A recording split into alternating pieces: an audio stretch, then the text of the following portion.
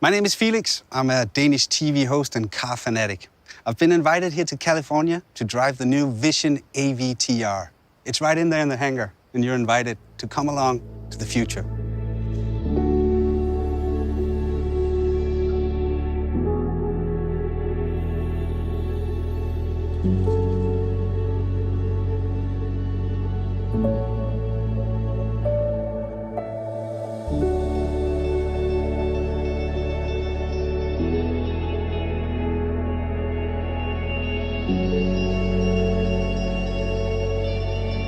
This must be the control unit.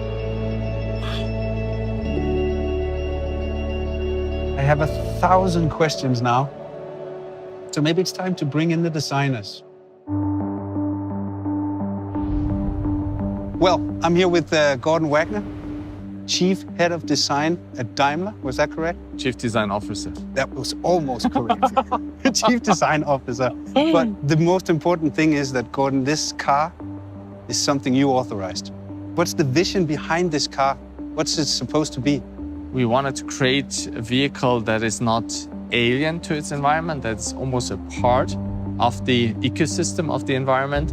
And we actually didn't want to create a vehicle. It should be almost something like a living organism. Mm-hmm. I think you succeeded in that because it doesn't really feel like a car anymore, except it has 4 wheels. Actually, it can crab sideways. Really? Yeah. Like Why? 30 degrees sideways. Because we didn't want to have conventional wheels. These wheels, they look more like an animal paw, like soft and, gentle. When you look at this car, what is it that you see as a designer? First of all, I think it looks very futuristic thanks to that super futuristic proportion. We wanted to create something that is very efficient looking, something that is almost like bio-design in harmony with nature. So it goes very gentle through the wind. From the materials, there's a lot of recycled materials. We have the dynamic car, which is fully recycled. We have this Karoon wood, which is fast-growing rattan, very sustainable. We have all these fabrics, this ocean waste plastic. Mm-hmm. So from the material side, yeah, this is completely sustainable. And of course, our vision is the 100% sustainable car, and that car should embody this. Should we sit inside? Yeah, let's do that. You want to go on the other side? Yeah, sure. So actually the first moment is that wake-up moment when you enter the car and the car wakes up. So you see all these light strips, they come alive, and then you start that merge moment, and we connect with this merge device here. And of course, you can steer the car forward, backward, left and right, and then when you want to crab sideways, you tilt that. So there's a sensor in there as well? Yeah, and actually if you see it, it goes up and down like the car is breathing, and then it boots up and you see the screen. And now we are actually flying through the world of Pandora. And this is so cool about this project, as we are stepping even out of the car industry and go into a different industry or merge it with a different industry. In this case, entertainment, one of the biggest entertainment companies. And for me, I see Mercedes not really as a car brand. I see it as a leading luxury brand. In fact, we want to make it the most loved luxury brand. And projects like that with corporations from other fields bring us so much more inspiration that we can elevate what we do to a different level. Can we drive? Let's go and drive. Let's take it out for a spin. And you haven't driven it before. It's No. your first time as well. Whoa. Let's move it slightly forward, okay? We are rolling. Yeah, but steering wheels are so last year.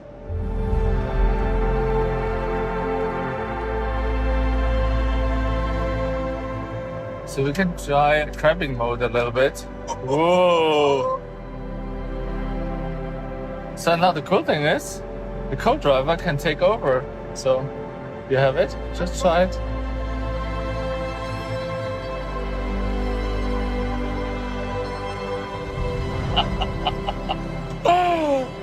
Oh, this is so cool. So, Vera, you were the head designer, lead designer on the user experience of the car, right? Yes, correct. I'm the Director of Advanced User Experience Design. Exactly. That's you. So when I saw it the first time I saw it, and I went over to it, and I had this feeling that it was trying to communicate with me, with the flaps and the lights and all. So that was your department? Correct. So everything what you see and hear, we did. So when I get into my 2020 Mercedes, there's a lot of linguatronic. You can talk with the car. Yes. This one, you don't talk with it. No, here we don't talk with it. Yes, it's imagine once you talk with a car, it's more issue and command. We want to reduce this idea and say, hey, this element is more like a skin of ourselves, like a digital membrane of ourselves, which influence us and can provide us an amplify experience to our outside world. We have a more dialogue-based system, and of course, machine learning already can do a lot of things, but we are trying to really that this living organism is starting approaching the human, and not we as a human approaching the machine, which is very different. Should we go inside? Yes, let's do it. You want to sit in the... Which way? I don't care. Both is fine. We can steer the car from both sides. True. I'll take the other one. Cool. You go in there.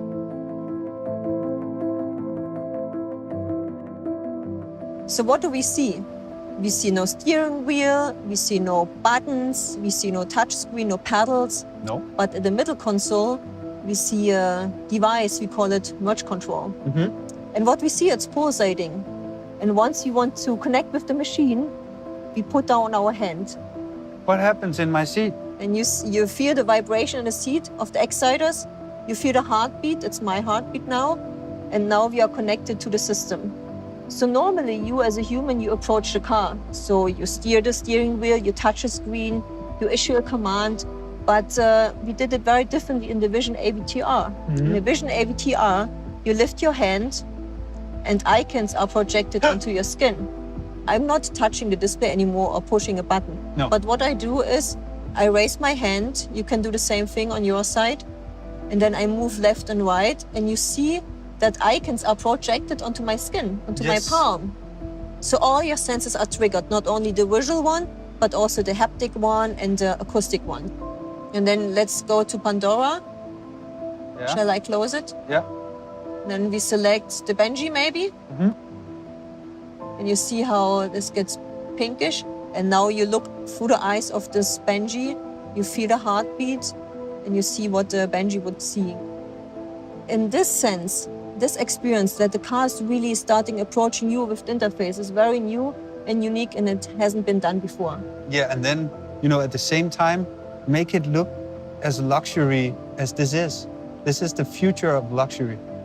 I think you see how the interior design and the UX design here come together as a one whole art piece almost. When you as a department think of stuff like this, then of course everything you think of isn't possible. So you have to have a meeting with somebody in a technical department that actually tells you whether this is possible or not. Our engineers are very creative people, very knowledgeable, and only as a collaborative team, designers and the engineers, we can come up with these really functional prototypes. And it's very important. It's functional. It's not faked. It's really working. I don't quite understand all of it, but you did a good job. That's great. Well, ladies and gentlemen, I'm here with Alex Dang. He's a designer at Mercedes-Benz, and he's actually the one who drew the lines for the Vision AVTR. Hi, Alex. Hi. So can you start by telling us how does a vision like this begins? It was an internal competition where everyone can show their vision, how they see the car could look like. And right from the beginning, we were all sitting together and watching the movie, basically in the cinema.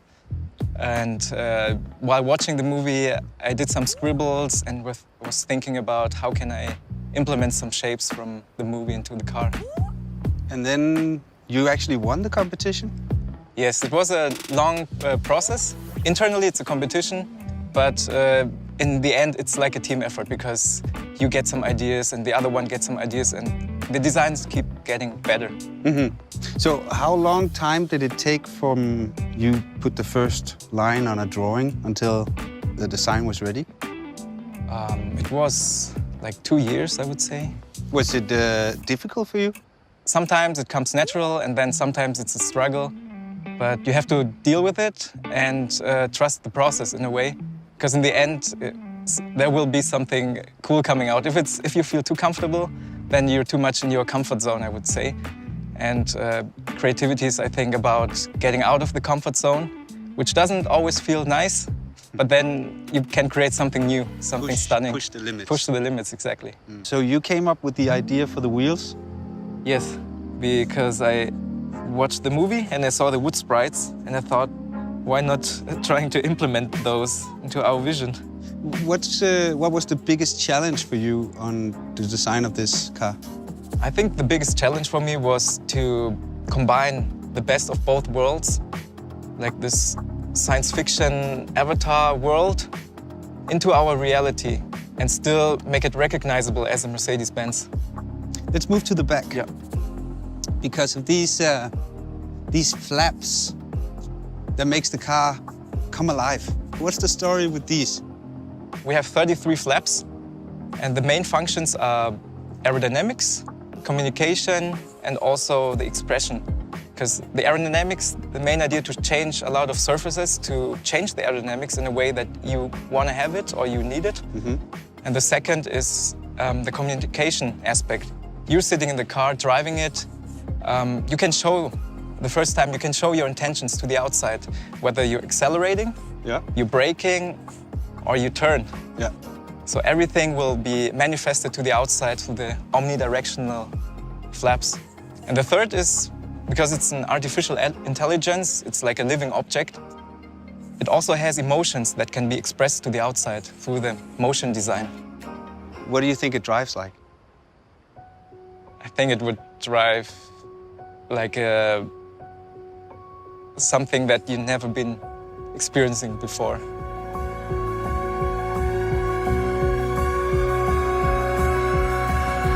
So crazy!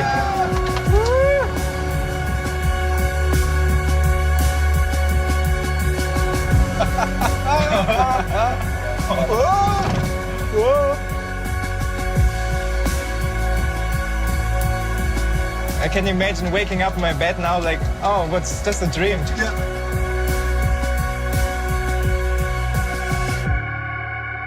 Dude, that was amazing. It really works. You drove your own car. That was nice.